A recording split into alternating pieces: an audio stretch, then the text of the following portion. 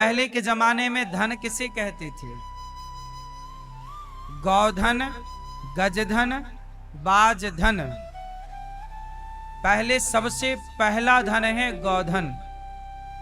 जिसके पास गैया है वही धनवान है, जिसके पास गैया नहीं है वो धनवान नहीं। सबसे बड़ा धन क्या है? बोलो।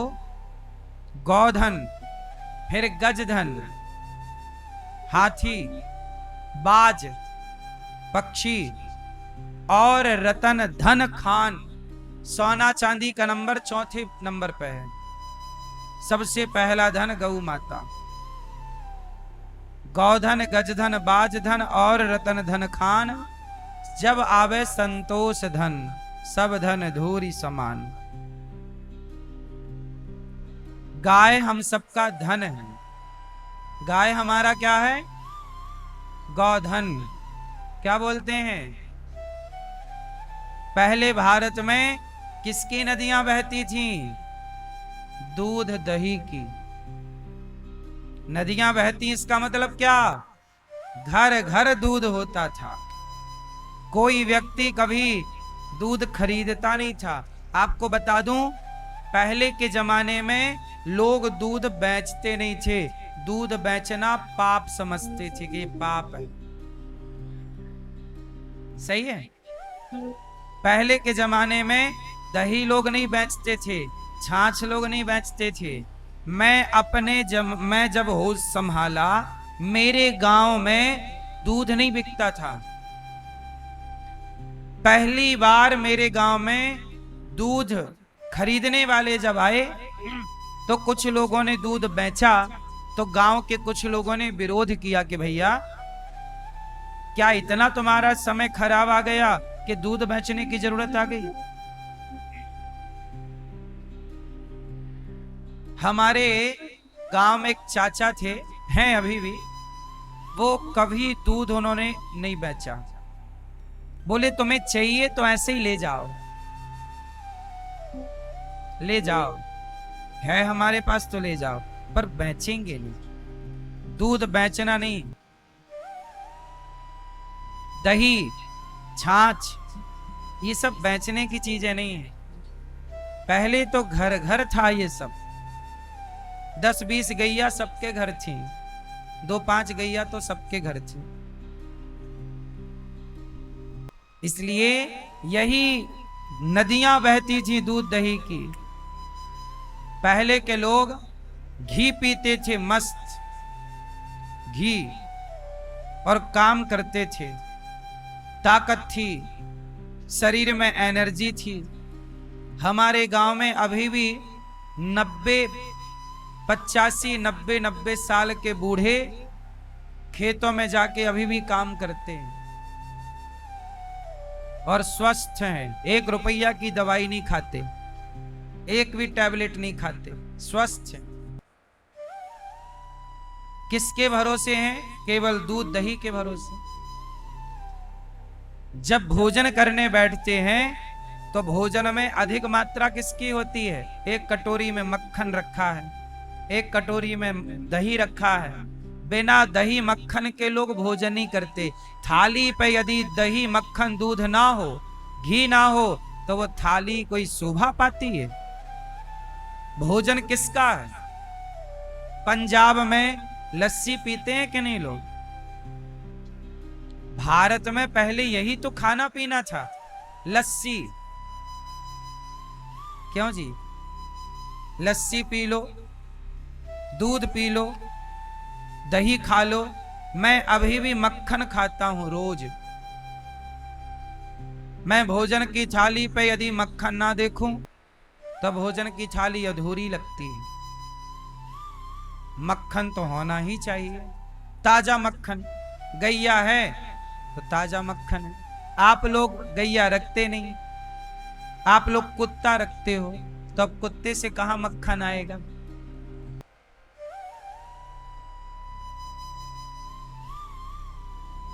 क्यों? गैया की सेवा कर लो। घर में यदि आपके गैया होती तो आप कभी जल्दी से हॉस्पिटल ना जाते। हॉस्पिटल वही जाते हैं जिनके घर पे गैया नहीं होती। गैया, गैया कौन है? बोलो, गाय कौन है?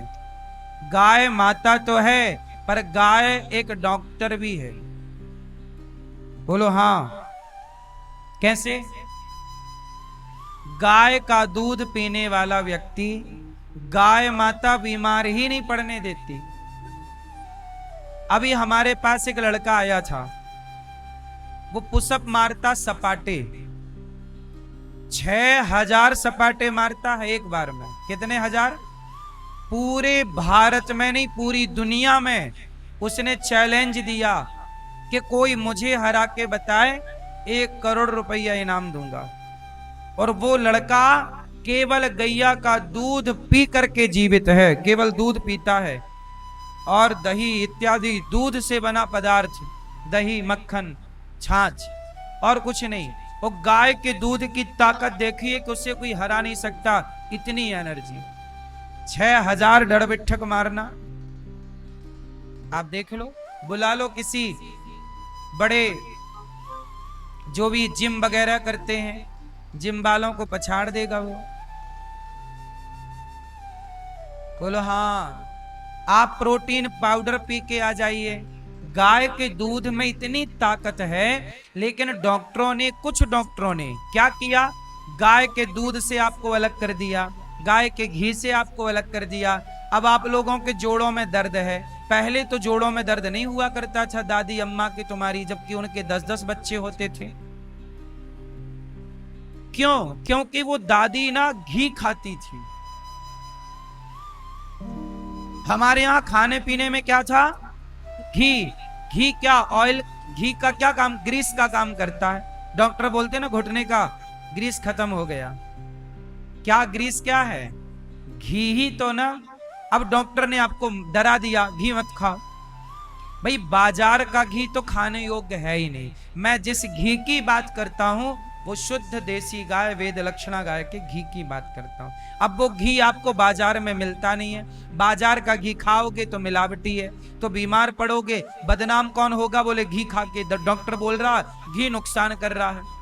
भाई कौन सा घी नुकसान कर रहा? डॉक्टर ये क्यों नहीं बता रहा कि बाजार का मिलावटी घी, यदि आप घर में शुद्ध घी खाते हैं तो कभी घी नुकसान नहीं कर सकता। घी कभी नुकसान नहीं करता। बोलो हाँ। घी कभी नुकसान नहीं करता, बस शुद्ध होना चाहिए।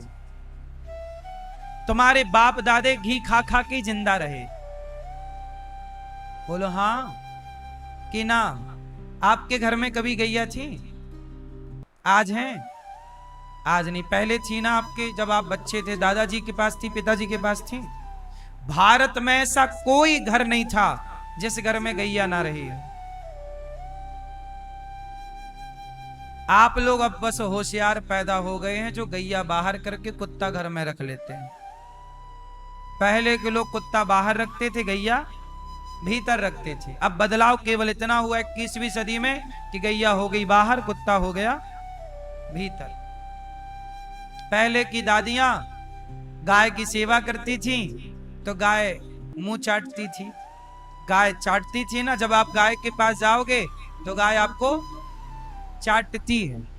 बोलो हाँ। आजकल मैडम कुत्ते को खिलाती है तो वो कुत्ता उसका मुंह चाटता है। पहले के लोग गाय से मुंह चटवाते थे, आज कुत्तों से। अभी मैंने सुना कि एक बहुत बड़ा खिलाड़ी था, उसे कुत्ते ने काट लिया, रेबीज बीमारी हो गई उसको कुत्ते, और वो भी भौंकने लग गया। कुछ दिन बाद वो बेचारा मर गया। नहीं सुना अभी न्यूज पे? कोई खिलाड़ी था बहुत बड़ा, कुत्ते ने काटा, बेचारा मर गया। हमारे यहां कुत्ते की भी रोटी निकलती है। कुत्ते को रोटी दो, कुत्ते से मुंह ना चटवाओ। कुत्ता घर के बाहर अच्छा लगता है, गैया घर के भीतर अच्छी लगती है। जो जहां का है वहीं ना रहेगा। चप्पल पांव में अच्छी लगती है, कोई सिर पे रखे तो अच्छी ना लगेगी। सिर पे बिंदिया अच्छी लगती है, सिर की चीज सिर पे रखो, पांव की चीज पांव में। अब बैंदी कोई पहन ले पांव में और चप्पल पहन ले सिर पे, तो अजीब लगेगा। ऐसे ही अजीब हो गया जगत कि बाहर कुत्ता था उसे कर लिया भीतर, भीतर थी गाय उसे कर दिया बाहर। ऐसे इसलिए स्वस्थ रहना है तो गाय रखो। बच्चों को, आप लोग बच्चों को दूध पिलाते हैं कि नहीं? कितने लोगों के घर में बच्चे दूध पीते हैं? सबके घर में बच्चे दूध पीते हैं। तो दूध कहां से लाते हो? बोलो। मैया सो गई मेरी मां। आपके घर में बच्चे लोग दूध पीते हैं, कहां से लाती हो दूध? हैं? बाजार से, पैकेट बंद। बाजार में तो पैकेट बंद दूध भी मिलता है, और वो पैकेट बंद दूध पता है 15 दिन पुराना होता है। बोलो, एक्सपायरी डेट देख लो ना, उसमें 15 दिन बाद की डेट रहती है। जबकि दूध का स्वभाव है कि वो यदि समय से ना पकाया जाए तो 12 घंटे या 24 घंटे के अंदर खराब हो जाएगा। अब जो नेचुरल दूध 12-24 घंटे में खराब होता है, उसे कंपनियां 15-15 दिन चलाती हैं। कैसे चलता है? उस दूध में केमिकल डालते होंगे। बोलो हाँ। तब तो 24 घंटे की दूध की उम्र 15 दिन होती है। समझ में आ रही है कि नहीं आ रही है? नहीं आ रही हो तो हम नहीं सुनाए, हमारा क्या फायदा है, ना सुनाए। नेचुरल दूध कितने घंटे चलता है गाय का घर में यदि आप निकालोगे तो? क्या आज यदि दूध निकाला गया और उसे ना पकाया गया तो क्या कल काम पे आएगा? जोर से। कच्चा दूध तुरंत पकाना पड़ता है, नहीं पकाओ तो कल काम पे नहीं आएगा। जब आपके घर की गैया का दूध आज का कल तक नहीं चलता कच्चा, तो पैकेट बंद कच्चा दूध 15 दिन कैसे चल रहा है? यह सोचने का विषय है। आप नहीं सोचते। आप बाजार का दूध खाएंगे, जबकि बाजार का दूध मिलावटी है। बेहतर है कि आप एक गैया रख लो। बच्चों को कम से कम शुद्ध दूध पिलाओ, वो साफ शुद्ध दूध पिएंगे तो बच्चे। अच्छा, बाजार में जो दूध मिलता है बताओ, वो गाय का होता है, भैंस का होता है, या जर्सी का होता है? किसका होता है? क्यों मैया, किसका दूध पीने योग्य है? किसका? बाजार में गाय का दूध मिलता ही नहीं है, देसी गाय का। बाजार में दूध मिलता है दो चीजों का, या तो जर्सी, जर्सी समझते हो? नहीं, गाय की ही एक गलत प्रजाति है जर्सी। जर्सी का दूध बड़ा हानिकारक है। जर्सी गाय कहते ना, ये जर्सी गाय, वो गाय नहीं है। जर्सी को सुअर से उसको क्रॉस कराया गया है, वह एक सुअर की प्रजाति है। क्रॉस कराते हैं ना आजकल हर चीज को, तो देसी गाय को सुअर से क्रॉस कराई तो उसका जो बच्चा हुआ उसी का नाम है जर्सी। देसी गाय की पहचान होती है कि देसी गाय के पीठ पर सिर के पीछे का हिस्सा उठा होता है, देसी गाय। और देसी गाय के यहां नीचे ना झालर होती है, ये देसी गाय की पहचान है। देसी गाय की जो नाभि है, ये देखो, ये गाय देखो, ये गाय के सिर के पीछे का हिस्सा देखो उठा है, टीवी पे देखो, ये शुद्ध देसी गाय है। नीचे का हिस्सा देखो, ये झालर लटक रही है गले के नीचे गर्दन में, ये देसी गाय है। जो उठा हुआ हिस्सा इसके, ये देखना नीचे, गाय के नाभि नीचे थोड़ा सा लटकी होती है नीचे, ये देसी गाय ये होती है। पर जो जर्सी गाय होती है ना, वो पीछे ये उठा हुआ हिस्सा नहीं होता, और ये गले के नीचे ये नहीं होता झालर, वो फ्लैट होता, चिपका, वो जर्सी गाय है। और जर्सी गाय का दूध सबसे नुकसानदायक है। भैंस का दूध तो फिर भी ठीक है,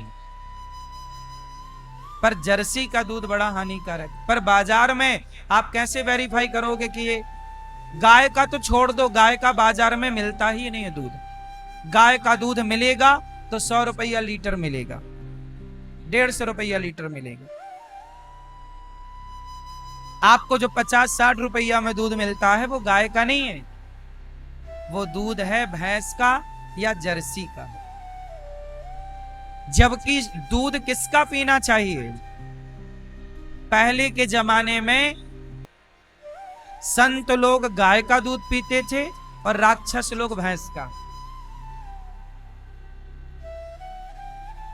बोलो हाँ।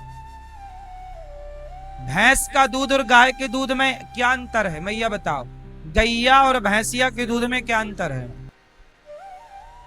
भैंस का दूध फैट ज्यादा होता है, और किसका दूध अच्छा होता है? भैंस के दूध में और गाय के दूध में क्या अंतर है? हाँ, गाय के दूध में जब गाय का बच्चा दूध पीता है तो गाय का बच्चा दूध पी के भागता है, एनर्जी ज्यादा है। जबकि भैंस का बच्चा दूध पिएगा तो भैंस का बच्चा दूध पी के भी ऐसे ऐसे चलता। बोलो हाँ, आलसी है। भैंस का दूध आलस्य देता है। अच्छा, गाय का बच्चा अपनी मां को सैकड़ों गैया में ढूंढ लेता है। गाय के बच्चे की याददाश्त ज्यादा है, जबकि भैंस के बच्चे को छोड़ दो 100 भैंसों के बीच में, कभी नहीं ढूंढ पाएगा। भैंस के बच्चे की याददाश्त कम है। भैंस का दूध पीने वाला आपने देखा होगा, लोग नहीं अरे भैंस का दूध पिया है क्या, मतलब याददाश्त कम, याद नहीं है मतलब भैंस का दूध पिया है, और याददाश्त अच्छी है मतलब गाय का दूध पिया हूं।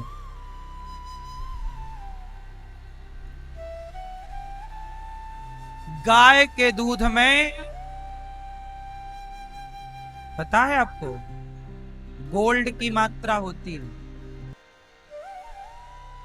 शुद्ध देसी गाय हो यदि, सारी गायों में नहीं है पर ये गिर गाय होती है, गिर गाय के दूध में स्वर्ण की मात्रा होती है, स्वर्ण युक्त। उसका घी बिल्कुल पीला होता है, शुद्ध। गिर गाय का घी 3000 रुपए 2500 रुपए लीटर मिलता है, और बाजार में घी आपको 900 रुपया 800 रुपया का मिल रहा है। असली चीज आप लोग ले नहीं, आप असली से दूर हैं, क्योंकि आपको नकली असली में अंतर ही नहीं। इसलिए मैं आपसे निवेदन करता हूं, अपने बच्चों के भविष्य के साथ खिलवाड़ ना करो। यदि आपके घर गाय है तो आपके बच्चे स्वस्थ रहेंगे, शुद्ध दूध पिएंगे, दही खाएंगे, मक्खन खाएंगे, और नहीं है तो बीमार की गारंटी है। तो कितने लोग घर में गैया रखेंगे? हाथ उठा के।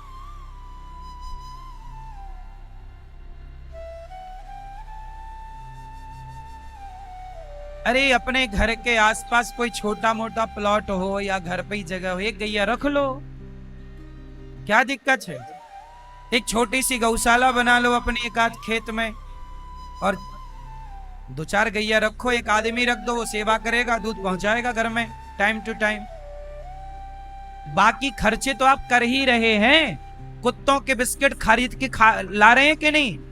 कुत्तों का दाना ही तुम लोग 10-20 हजार रुपया का लाते हो महीने का। इससे कम बजट में गैया रह जाएगी? बोलो हाँ। कुत्ते के रखने की व्यवस्था है तो गैया को रखने की व्यवस्था क्यों नहीं है? करो तो सब होए, नहीं करो तो गाना अच्छा है कि जी शहरों में अब कहां व्यवस्था है। बोलिए गौ माता की जय। प्रिय भक्तों, भगवान ने गिरिराज जी को स्थापित किया। इसके बाद आज भगवान ने सारे ब्रजवासियों को बैकुंठ का दर्शन कराया। नंद बाबा को वरुण देवता लेकर गए, लाए। सारे ब्रजवासियों को भगवान ने बैकुंठ का दर्शन कराया। और भगवान बैकुंठ का दर्शन करके ब्रजवासियों से कहा कि बताओ क्या अच्छा लगा आपको, वृंदावन अच्छा है कि बैकुंठ? ब्रजवासियों ने कहा कि वृंदावन। वृंदावन की महिमा बैकुंठ से कई गुनी श्रेष्ठ है। आज भगवान ने यमुना के तट पर खड़े होकर एक लीला की बांसुरी बजाई। आज शरद पूर्णिमा की रात्रि आई और भगवान ने बांसुरी बजाई। सारी गोपियों को बुलाया, आओ राधा, ललिता, विशाखा, चंपकलता, तुंग विद्या, सुदेवी, आओ। आज भगवान ने गोपियों को याद किया। रोज गोपियां याद करती भगवान को, आज भगवान ने याद किया गोपियों को। जब भगवान भक्त को याद करते हैं, जब भक्त भगवान को याद करते हैं उसका नाम होता है भक्ति। पर जब भगवान याद करें तो भक्ति की पराकाष्ठा। गोपियां काम कर रही थी। दोहंत्यो भी अयो काश्चित दोहम हित्वा समुत्सुका। एक सखी गाय दोह रही है, एक बर्तन धुल रही है, एक भोजन बना रही है, एक बच्चे को दूध पिला रही है। काम कर रही हैं गोपियां। पर बांसुरी जब कृष्ण की सुनाई पड़ी तो गोपियों ने अपने काम को वहीं पर स्थगित कर दिया। काम और राम, एक तरफ है काम, एक तरफ है श्याम। बताओ काम को चुने कि राम को चुने? बोलो, काम को चुने कि राम को चुने? जोर से, किसको चुनना है? काम कि राम? काम। गोपियां काम कर रही हैं, पर जब बांसुरी बजी तो गोपियों को भगवान ने जब बांसुरी की तान से पुकारा तो गोपियों ने अपना काम वहीं स्थगित कर दिया। दौड़ पड़ी कृष्ण से मिलने के लिए।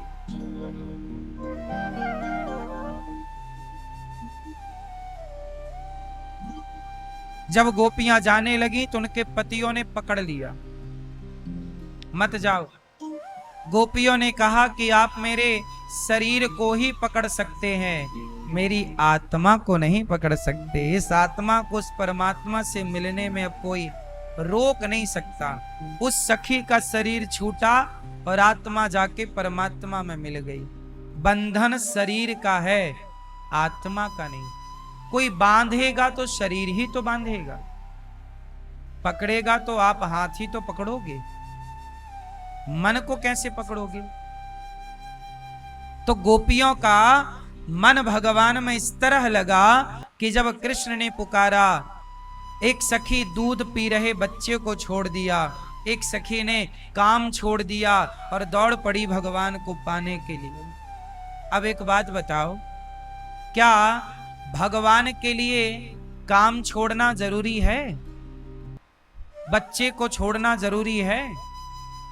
उत्तर दो। क्यों मैया?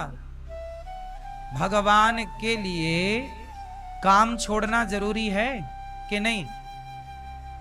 बोलो, नहीं है? पर गोपियों ने तो सब छोड़ दिया। अच्छा, सब छोड़ देना सही है कि गलत है?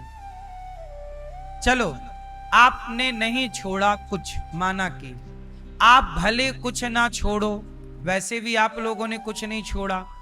जब आप कुछ नहीं छोड़ेंगे पर एक टाइम बाद फिर भी तो आपको सब छोड़ना पड़ता है। आप ना छोड़ना चाहें, कौन छोड़ना चाहता है कुछ? पर सबको छोड़ना पड़ता है। हम सबको ना चाह करके भी ये सब छोड़कर जाना पड़ेगा। आप सारी जिंदगी पैसा कमाते हो, बढ़िया मकान दुकान बनाते हो, पैसा कमा के जब आप मकान दुकान बड़ा बंगला बनाते हो, तब तक आपके जाने का टाइम आ जाता है। इतना बना के भी आपको छोड़ के जाना पड़ता है कि नहीं? बोलो। तो जब एक दिन छोड़ना ही है मौत के लिए, किसके लिए? बोलो। जब मृत्यु के लिए सब कुछ छोड़ना है, तो भगवान के लिए सब छोड़ देना समझदारी है। हम आपसे ये नहीं कहते कि सब छोड़ के जंगल चले जाओ। छोड़ना का अर्थ यहां क्या है आप समझो। छोड़ना दो तरीके से होता है। देखो, ये मैंने पकड़ा ये वस्तु, अब मैंने इसे छोड़ दिया। एक छोड़ना ये है। लेकिन एक छोड़ना ये है कि भले मैंने इसे छोड़ दिया, पर ये अभी भी मेरे दिमाग में है कि ये गुलाब मेरा था, मैंने छोड़ दिया। ये वस्तु मेरी है, मैंने इसे छोड़ दी, पर छोड़ने के बाद भी मेरे मन में यह है कि मैंने उसे छोड़ा। मतलब अभी मेरे मन में वो पकड़ी हुई है। शरीर ने तो छोड़ दिया, पर मन ने क्या किया अभी तक? बोलो। जो लोग सब कुछ छोड़ देते हैं, वो भी तो अपने मन से कुछ पकड़े रहते हैं कि नहीं? बोलो हाँ। तो ये बताओ, सही छोड़ना क्या है? शरीर से छोड़ना सही छोड़ना है, या मन से छोड़ना सही छोड़ना है? किससे छोड़ना है? बोलो। अब मैं शरीर से पकड़ा भी रहूं किसी चीज को, पर मन में बिल्कुल ना हो, तो बताओ वो छोटी हुई है या नहीं? बोलो। आपको छोड़ना कैसे है? रहो घर में, रहो संसार में, कमाओ पैसा, काम करो, सब कुछ करो, जिम्मेदारियां पूरी करो, पर पकड़े हुए नहीं, छोड़े हुए जिम्मेदारियां पूरी करो। भीतर से सब छोड़ के रखो। बताओ, ये जो मैं कह रहा हूं ये संभव है या नहीं? कैसे? आप बताओ कैसे है? अच्छे से बैठो, पालथी मार के अच्छे से बैठो। नहीं बन रहा जीन्स के कारण? अच्छा ठीक है, ये बताओ, क्या ये संभव है कि हम सब कुछ मन से छोड़ के रखें और काम करते रहें? संभव है? कितने लोग मानते हैं कि संभव है? काम करिए पूरे, जिम्मेदारियां करिए पूरी, पर ये मत कहिए कि ये मेरा है। अच्छा ये बताओ, कमल कहां रहता है? बताओ भैया, कहां रहता है कमल? कहां? कमल पानी में रहता है, कीचड़ में रहता है। पर ये बताओ, क्या कमल पर कोई एक भी बूंद कीचड़ या पानी की ठहरती है? क्या कमल अपने ऊपर किसी को ठहरने देता है? पानी डालोगे तुरंत गिरा देगा वो। बोलो हाँ। एक बूंद पानी अपने ऊपर ठहरने नहीं देता, जबकि है पानी में, पर वो अपने ऊपर एक भी बूंद ठहरने नहीं देता। यही है ना मेरी मां? आप भी कमल की तरह बनो, रहो संसार में, करो संसार के काम, जिम्मेदारियां पूरी करो, परंतु आप अपने भीतर जरा भी अभिमान, लोभ, संसार का मोह ठहरने ना दो। सब कुछ गिराते रहो। जैसे कमल प्रत्येक बूंद पानी की गिरा देता है, आप भी ठहरने ना दो। आप लोग गलती क्या करते हैं? ठहर जाते हैं। आपके भीतर ठहरा हुआ है, आपने बाहर से भले छोड़ रखा हो, पर भीतर से कुछ छूटा नहीं है। और सही छोड़ना बाहर का है ही नहीं। अच्छा एक बात बताओ मेरी माँ, इसे और सरल करता हूं मैं। एक आदमी बोला कि महाराज जी मैं हलवा नहीं खाता। एक आदमी बोला कि मैं हलवा, जोर से, मैं हलवा नहीं खाता। बाद में पता चला कि वो आदमी जंगल में रहता है। अब हलवा मिलता ही नहीं है तो खाएगा कहां से? क्यों मैया? एक आदमी बोला मैं हलवा नहीं खाता और वो रहता जंगल में। जब हलवा उसे मिलता ही नहीं है तो खाएगा कैसे? इसका नाम त्याग नहीं। त्याग ये है कि आप हलवा के पास रहो और रहकर भी आप के मन में इच्छा ना हो। आप बोलते हैं मैं स्त्रियों को नहीं देखता, मेरे मन में कोई काम वासना नहीं है। आप बोलते हो कि मैं स्त्रियों को नहीं देखता। चलो, आपको जब कोई स्त्री मिलती ही नहीं है तो आप देखोगे क्या? त्याग तो इसका नाम है कि आप स्त्रियों के बीच में रहकर भी आप अपने मन को भगवान में लगा के रखें, आपका मन तनिक भी विचलित ना हो। भगवान श्री कृष्ण ने गोपियों को बुलाकर रास रचाकर यही तो बताया। भगवान ने जब रास रचाए तो लाखों स्त्रियां थीं और लाखों स्त्रियों के बीच अकेले श्री कृष्ण थे।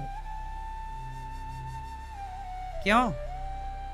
अब स्त्रियों के बीच में रहे कोई पुरुष और स्त्रियों से बच जाए, क्यों? पर भगवान ने यही किया।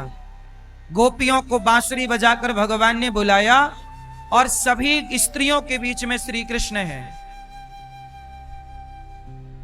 और वो सारी स्त्रियां ऐसी हैं कि जो कृष्ण को पति रूप में चाहती हैं।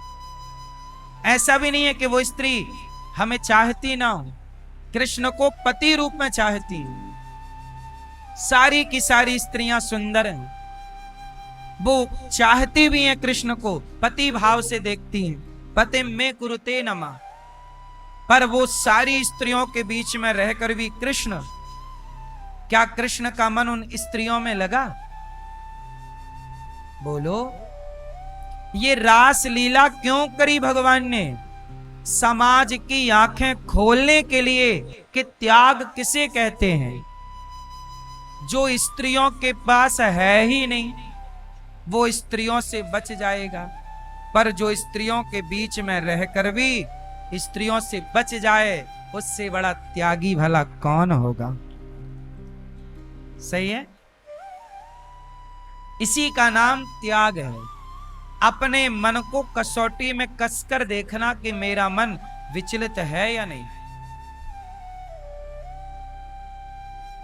आपको तो स्त्रियां नहीं मिल रही हैं तो आपका मन दिन रात स्त्रियों में जा रहा है, पर श्री कृष्ण के पास तो सैकड़ों स्त्रियां हैं, हजारों स्त्रियां हैं, पर भगवान का मन तनिक भी नहीं गया। और सुनो, यहां एक दूसरी घटना और घटी। कामदेव आ गए। एक बार हुआ क्या, ये पूरी कहानी मैं आपको समझाता हूं। एक बार क्या हुआ, नारद जी जा रहे थे तो नारद जी को देखकर कामदेव हंसने लग गए। हा हा हा हा हा हा हा। किसे देखकर हंसे? जोर से, मैया काहे खड़ी हो मेरी माँ, मैया हो मेरी माँ, बैठ के सुन लो मेरी माँ। ध्यान से सुनो। एक बार नारद जी जा रहे थे तो कामदेव आए, हंसने लगे। हा हा हा हा। नारद जी बोले, कामदेव क्यों हंस रहा? कामदेव कामदेव कौन है? कामदेव। कामदेव बोले, नारद जी इस धरती में ऐसा कोई नहीं है जिसको मैंने हराया ना हो। सुनो, कामदेव बड़ा बलवान है, सबको हरा देता है। बोलो हाँ। शंकर जी को भी हरा दिया कामदेव ने। बोलो हाँ कि ना? कामदेव ने किसे हरा दिया? शंकर जी। तीसरी आंख खुल गई कामदेव के चक्कर में। बाद में कामदेव को जला भी दिया शंकर जी ने, पर भंग तो कर ही दिया। विश्वामित्र जी बड़ी तपस्या कर रहे थे, सैकड़ों साल तपस्या की। क्या हुआ, एक अप्सरा आई और विश्वामित्र जी की तपस्या उस महिला ने भंग कर दी। बोलो हाँ, कामदेव ने बड़े बड़े साधुओं को पराजित कर दिया। एक साधु जी यहीं वृंदावन में रहते थे, उनका नाम था सौभरी ऋषि। क्या नाम था? वो पानी में खड़े होकर तपस्या कर रहे थे यमुना जी में। सैकड़ों साल हो गए जल में खड़े हैं, तपस्या तपस्या। एक दिन पानी के अंदर जानते हो क्या देखा? एक मछली अपने मत्स्य के साथ घूम रही थी। मछली किसके संग घूम रही है? अपने मत्स्य के साथ रमण कर रही है। तो मछली और मत्स्य का संयोग संत जी ने देखा। तो महर्षि सौभरी ऋषि के मन में काम वासना जाग गई, जबकि तपस्या इतनी की, और कामदेव ने उन्हें भी छल लिया। बाबा जी बोले कि अब तो देखो मुझे भी ऐसे ही अपनी पत्नी के संग रमण करना है, पर मैं तो बाबा जी हूं, मेरी तो कोई पत्नी है नहीं, क्या करूं? तब एक राजा के पास गए, महाराज मुझे आपकी बेटी से ब्याह करना है। अब राजा मना करें कि मैं अपनी बेटी से नहीं करूं तो बाबा जी तपस्या दे डालें या वो श्राप दे डालें। तो राजा ने कहा, महाराज मेरी वैसे तो 50 बेटियां हैं, पर ऐसा करो कि आप बैठ जाओ, हमारी जो बेटी आपको पसंद कर ले आप ब्याह कर लो। बाबा जी समझ गए कि मैं तो बाबा जी हूं, मेरे को कौन पसंद करेगा। तब बाबा जी ने अपने तप के प्रभाव से अपने को सुंदर बना लिया, और जब सुंदर बनाया तो पूरी 50 की 50 लट्टू हो गई, और बाबा जी के हो गए 50 ब्याह, और 50 के संग रहे। काफी टाइम तक बच्चे बच्चे सब पैदा हुए, दादा बन गए। बाद में मन हुआ राम राम राम, मैंने तपस्या छोड़ के कहां उलझ गया। सब छोड़ के फिर तपस्या करने गए, तब उनका कल्याण। तो कामदेव हंसने लगे कि मैंने सबको पराजित कर दिया। कामदेव हंसने लगे कि मैंने इस धरती पे ऐसी कौन स्त्री होगी जिसे काम ने पराजित ना किया हो। इस धरती पे ऐसा कौन पुरुष होगा जिसे काम ने पराजित ना किया हो। क्यों? काम ने कैसे पराजित किया? एक सास अपने दामाद के संग भाग गई। बोलो हाँ, काहे भाग गई? तो सास को कामदेव ने परास्त कर दिया, भाग गई दामाद के संग। काय के लिए गई थी? चमड़ी की भूख मिटानी तो गई थी। यही तो कामदेव है। वो पत्नी ने अपने पति को ड्रम में पैक कर दिया अपने यार के लिए। काय के लिए? कामदेव के लिए। ये काम नहीं तो उसे पछाड़ दिया। ये सोनम ने अपने पति राजा को मरवा दिया, किसके लिए? अपने यार के लिए। ये कामदेव ही तो है। ये काम क्या नहीं करा रहा है तुमसे? कुछ स्त्रियां ऐसी हैं अपने बच्चों को छोड़ के पड़ोसी के संग फरार। काहे भाग गई? किसके चक्कर में? काम के चक्कर में। वरना पति तो बढ़िया कमाता था। ये कामदेव किसे ना पराजित किया? सारे दुनिया, इस संसार में सब हार चुके हैं। किससे? बोलो जोर से। सबको कामदेव ने पछाड़ दिया। कोई नहीं कह सकता कि मैं जीत गया। कामदेव ने सबको पराजित किया, स्त्री हो या पुरुष।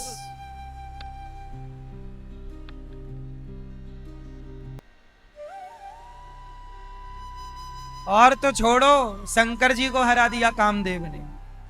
और सुनो, नारद जी को हरा दिया। नारद जी को देख के हंस रहा। नारद जी को बड़ी बुराई लगी है, देख हंस रहा। अब कोई हरा दे तो वो हंसेगा। नारद जी हार गए। अच्छा, नारद जी को भी कामदेव ने हराया, पता आपको? एक बार नारद जी का भी मन हो गया मैं भी ब्याह करूं, और ब्याह करने के चक्कर में एक स्त्री से ब्याह करने का प्रस्ताव रखा, विश्वमोहिनी उसका नाम था। भगवान से कहा कि प्रभु आप जरा अपना वाला रूप हमें दे दो। तो भगवान ने अपना रूप दे दिया बंदर वाला, और नारद जी बंदर बन गए। और कामदेव ने नारद जी को भी नचाया। तो जब एक बार कामदेव हंसा तो नारद जी से कामदेव ने पूछा, नारद जी बताओ, मैंने सबको हराया इस धरती पर, कोई बचा हो तो बताओ। तब नारद जी बोले कि श्री कृष्ण बचे हैं अभी। नारद जी ने किसका पता दे दिया? जोर से, श्री कृष्ण का। बोले जाओ, ब्रजमंडल में कन्हैया हैं कृष्ण, यदि आप कामदेव उसे हरा दो, उन्हें हरा दो, तो मैं जानूं कि तुम कामदेव हो। कामदेव बोला अच्छा मैं चला। कामदेव किसे हराने आया? श्री कृष्ण को। तब श्री कृष्ण से आकर बोला कामदेव, प्रभु मैं आपको हराऊंगा। तो भगवान कृष्ण बोले बता कौन सा युद्ध लड़ेगा, मैदान का कि किले का? बोले मैदान में लड़ेंगे आमने सामने। भगवान कृष्ण बोले सुन, तू मुझे हराएगा, चल ठीक है, मैं स्त्रियों को बुलाता हूं। तब भगवान ने बांसुरी बजाई और सारी गोपियों को बुलाया। गोपियों से सज गए। एक कृष्ण है पुरुष, हजारों स्त्रियां हैं। अब सोचिए, स्त्रियां हो और पुरुष अकेला हो तो कामदेव से बच सकता है? कामदेव ने पूरा जोर लगा दिया, पूरा जोर लगा दिया, पर भगवान श्री कृष्ण के ब्रह्मचर्य को वो भंग ना कर सका।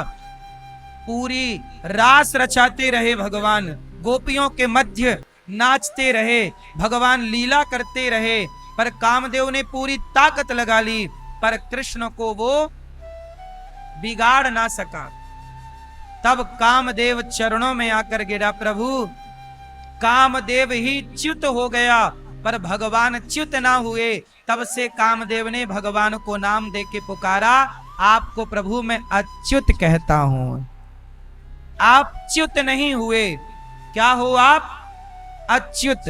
तब से कृष्ण का एक नाम पड़ा अच्युत। आप लोग सब गाते हो अच्युतम